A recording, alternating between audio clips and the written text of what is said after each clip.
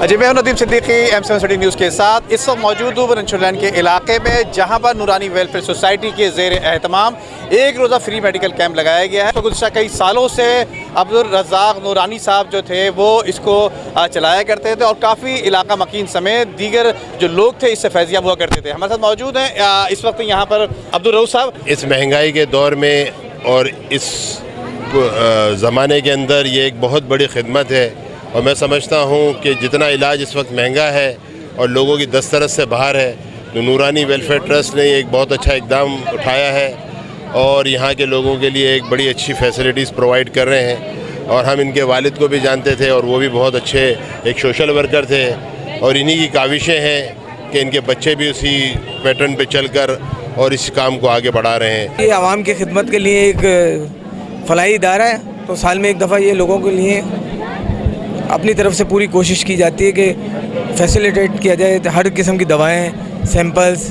Test जो हो सकता है हम करते हैं। तमाम डॉक्टर्स बैठे हुए हैं, तमाम टेस्ट वगैरह फ्री हो रहे हैं, तमाम जो मेडिकल वाले हैं वो आकर अपनी दवाइयाँ वगैरह बिल्कुल फ्री ऑफ कॉस्ट तकसीम कर रहे हैं लोगों में। आई कैम्प भी है, डेंटिस्ट भी है, बच्चों के भी डॉक्टर है, ब्लड शुगर, हेपेटाइटिस बी और सी के भी टेस्ट हो रहे हैं यहाँ पर। अल्हम्दुलिल्लाह सुबह से सिलसिला जारी है। बरंचुलैन एक पसमानदा और गुंजान आबाद इलाका है और यहाँ लोगों को जो है सेवरेज की भी प्रॉब्लम है, पानी की प्रॉब्लम है, क्योंकि ये कराची के टेल पे वाक़िया है, ओल्ड सिटी एरिया। और इस इलाके में जो सेवरेज का सिस्टम है वो भी ग्रेविटी पे नहीं है, पंपिंग स्टेशन पे डिपेंड करता है। तो यहाँ के पंपिंग स्टेशनों की ये हालत हो गई है कि जब पंप बंद हो जाए तो आपका पानी बैग मार जाता है। बहरहाल हम अपने वसाइल में रहते हुए इन चीज़ों को देख रहे हैं। ये हमारा जो इदारा है नूरानी वेलफेयर सोसाइटी और नूरानी अस्पताल 1990 में जो है ना अल्हम्दुलिल्लाह हमारे बड़े भाई अब्दुल रज़ाक नूरानी ने इसको कायम किया। और उस वक्त जो है अल्हम्दुलिल्लाह हम सिर्फ 5 रुपये OPD के पैसे लेते थे। बिल्कुल कम से कम जो गरीब है, जो ना दे सकते हैं, उनके लिए भी बिल्कुल कम से कम रखते थे। उनका एक शौक़ था, ज़ौक़ था, उनकी कोशिश थी कि ज़्यादा से ज़्यादा गरीबों को फ़ायदा हो। इसमें फिर इन्होंने एजुकेशन का अलग रखा, हेल्थ सेंटर अलग बनाया, उसके बाद कंप्यूटर की अलग क्लासें लगती थी, फिर बच्चियों के लिए सिलाई वगैरह का माशाल्लाह सिलसिला बहुत अच्छा था। माशाल्लाह हाँ, ये प्रोग्राम जारी रहता है। रज़ाक नूरानी और हमने मिलकर ये चीज़ें बनाई हैं, इंशाअल्लाह सारा साल तक ये चलता रहेगा। ये कैंप हर साल पहले नूरानी साहब खुद लगाते थे, आजकल उनके बेटे कादिर नूरानी और रशीद नूरानी साहब लगाते हैं। और ये कैंप से लोगों को मुस्तफ़ीद लोग हो रहे हैं, क्योंकि यहाँ पर लोगों के इलाज मुआलजे का जो भी सिलसिला होता है, या आँखों के फिर उसके बाद आँखों के कैंप के बाद ऑपरेशन भी करवाते हैं मोतिया के या दूसरे। बहरहाल मकसद लोग शुगर के भी टेस्ट करवाते हैं, कोलेस्ट्रॉल के भी, और महंगे जो टेस्ट हैं हड्डियों के वो टेस्ट भी होते हैं। तो ये एज़ यूज़ुअल इस साल भी उन्होंने जो ये कैंप लगाया, मैं इनको जो है ना खराज तहसीन पेश करता हूँ रशीद भाई नूरानी साहब को और रज़ाक नूरानी साहब को हम खराज अक़ीदत पेश करते हैं, जिसके इसाल व सवाब के लिए मैं समझता हूँ ये काम जारी रहना चाहिए।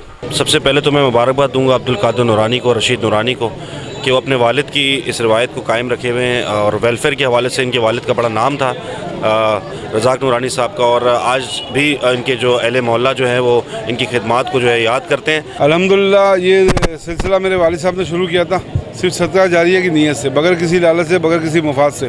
और हम हर कौम, हर नस्ल, अक़लियत, बिरादरी को, सबको ये सर्विस प्रोवाइड करते हैं और उम्मीद करते हैं अल्लाह ताला हमारी ये काविशें कबूल करे। और चूँकि ये इलाका बहुत ही पसमानदा इलाका है, बहुत पुअर पेशेंट यहाँ पे होते हैं जो मेडिसिन लेने से भी कासिर है, और मेडिसिन के रेट से आपको अच्छी तरह वाकिफ़ है, ज़मान बहुत ज़्यादा एक्स्ट्रा रेट बढ़ चुके हैं।